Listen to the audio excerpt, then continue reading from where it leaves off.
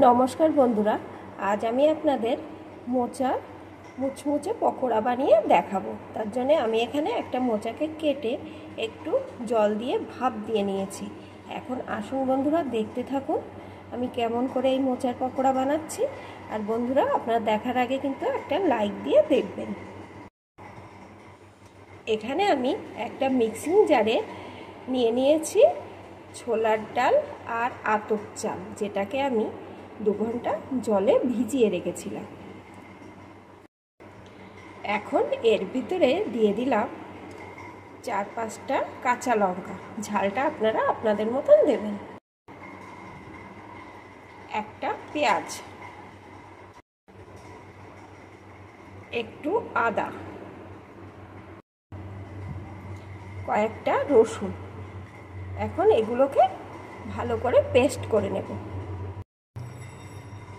সব কিছু ভালো করে পেস্ট করে নিয়েছি। এখন এর ভিতরে ভাপ দিয়ে রাখা মোচাটাকেও দিয়ে একটু পেস্ট করে নেব। সব কিছু ভালো করে পেস্ট করে একটা পাত্রে নিয়ে নিয়েছি। এখন এর ভিতরে দিয়ে দেব একটা সিদ্ধ করা আলু,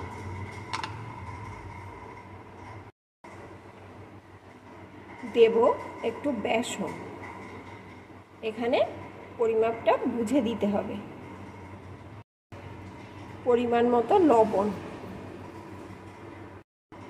একটু হলুদের গুঁড়ো, লঙ্কার গুঁড়ো,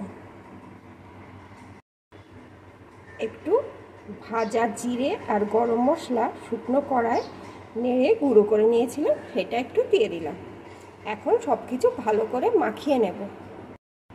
সব কিছু দিয়ে ভালো করে মেখে নিয়েছি। দেখুন বন্ধুরা, এটা কিন্তু বেশি শক্ত করব না, এরকমই করব। কারণ যদি ময়দা কিংবা বেসন দিয়ে বেশি শক্ত করি তাহলে কিন্তু মোচার সেন্টটাই পাবো না। তাই এরকম নরম করব। এইভাবে ভাজলে এটা কিন্তু সুন্দর হবে। আর যেহেতু আতপ চাল দেওয়া, তাহলে মুচমুচেও হবে। এখন আমি এগুলোকে ভেজে নেব। পকোড়াগুলো ভাজার জন্য আমি এখানে কড়াইতে পরিমাণ মতো সাদা তেল দিয়ে দিয়েছি।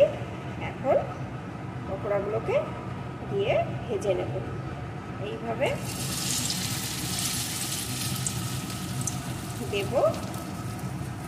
এটা কিন্তু অল্প আঁচে ভাজতে হবে, তাহলেই ভাজাটা ভালো হবে।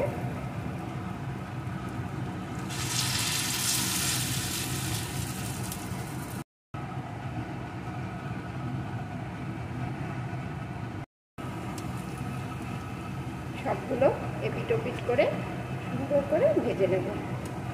দেখুন বন্ধুরা, কতটা সুন্দর হচ্ছে। এটা কিন্তু খেতেও কতটাই সুন্দর হয়। আপনারা এইভাবে একবার করে দেখবেন, কত সুন্দর হয়েছে। এখন সবগুলো আমি উল্টে উল্টে ভেজে নেব।